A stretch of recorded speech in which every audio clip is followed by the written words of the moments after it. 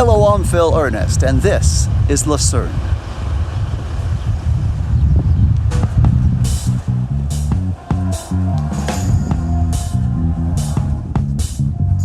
Today, I am in Lucerne. It is the 7th largest city in Switzerland and only a 40-minute drive away from the largest city, Zurich. And this is the train station in Lucerne. So if you are coming by train or going to leave by train, this is what you will see. This is the big building right outside the big arch. And here's the Swiss trains. And there it goes. And when you come into the train station, if you wanted to leave, you'll see arrivals and the full schedule right there in the front. And then also this place, it's just not only a train station. They have places to go eat. They have a supermarket. Here's the supermarket down here. Coop. Welcome to Lucerne. This is also the bus station. As you can see, they have arrivals and departures of buses, along with a museum over here next to the transportation. Since I was at the bus station, I decided to get on a bus and go see the Crying Lion. It is one of Lucerne's great attractions. If you're enjoying this video, please give it a thumbs up. And if you would like to see more of this content, please subscribe to the channel. So we're off to seeing the Crying Lion. We got off the Lohenplatz station, and let's head on to find it. So this is the Lohenplatz bus stop station if you want to see the Crying Lion.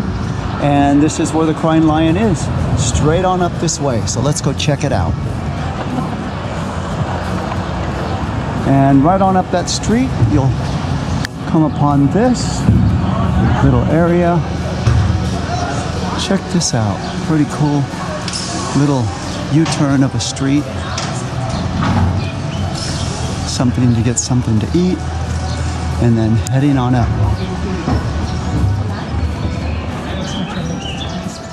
Oh, look at it.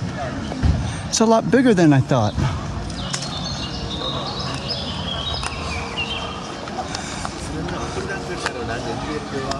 Oh, the famous Crying Lion in Lucerne, Switzerland.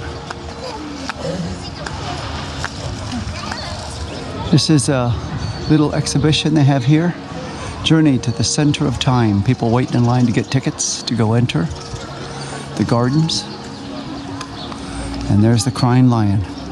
During 2 world wars, soldiers in foreign uniforms often stood at the base of the monument. And since 1945, more and more people have come to this nice little area with countless photographs bearing witness to their visit.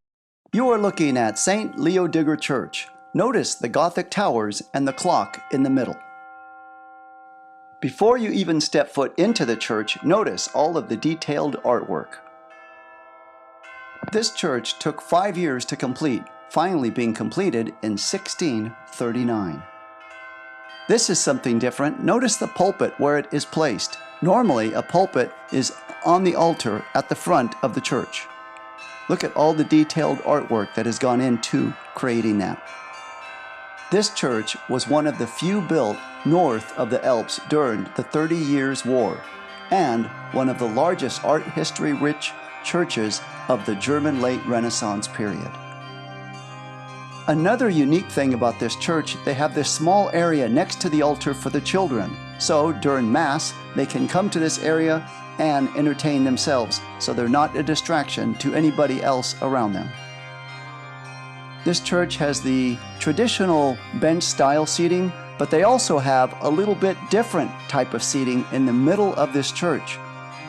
Notice the 5 little sections on each row. I have not figured out why they did that. Notice the detailed artwork that has gone into creating this. I did decide to sit down on this to see how it feels.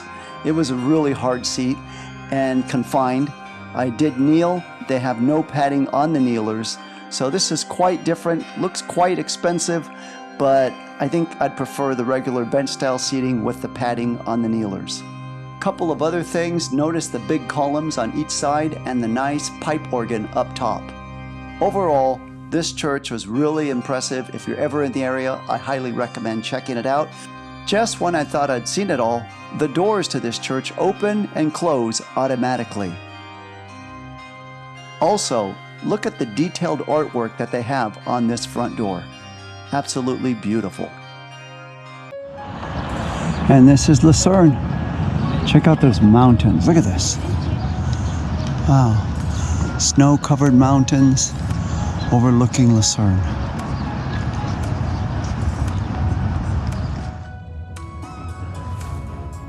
While walking through Lucerne, I saw two things I didn't expect to see. One, a tractor pulling a whole bunch of hay down the street, and two, a big, huge dog strutting along the river. And then there's the famous wooden bridge of Lucerne. So let me go take a walk on this bridge and check this out. Pretty cool. It goes along the way over here across the river. So that's the bridge for the cars, and this is the walking bridge. Made entirely of wood. The bridge contains a number of paintings dating back to the 17th century, although many of them were destroyed along with a larger part of the bridge in a 1993 fire. The bridge was built in 1360. It is 204 meters long. The name of this bridge is Chapel Bridge. The bridge is named after the nearby St. Peter's Chapel. Chapel Bridge is the oldest wooden covered bridge in Europe. That is a water tower. It is part of the bridge complex. It stands 113 feet tall. The tower predates the bridge by about 30 years. Over the century, the tower has been used as a prison, torture chamber, and later municipal archive, as well as a local treasure.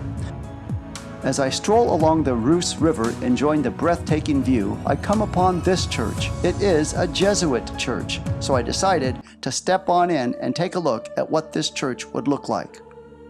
As I first entered into the church, I was surprised at its appearance. I didn't quite expect a Baroque architecture.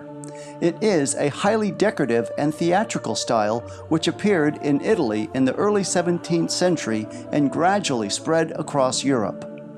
This church was completed in 1677, and it was the first largest church built in Switzerland north of the Alps. As I look from the front of the church to the back, notice how nicely the pipe organ complements the architecture. This is the Old Town part of Lucerne. Notice the old-time classic medieval architecture. These buildings were constructed in the medieval period time from the 5th century to the 15th century. Back in the day, this would have been the city square. Notice that old-time fountain right there in the middle of the picture.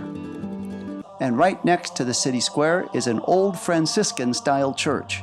Let me go inside and see what this church is like. The Gothic interior features the most elaborately ornamented pulpit in Switzerland, dating from between the Renaissance and Baroque periods. The Church of St. Mary, in the heart of the Franciscan monastery, was erected between 1270 and 1280 by Franciscan monks. The building's medieval architecture is typical of that favored by this mendicant order of monks.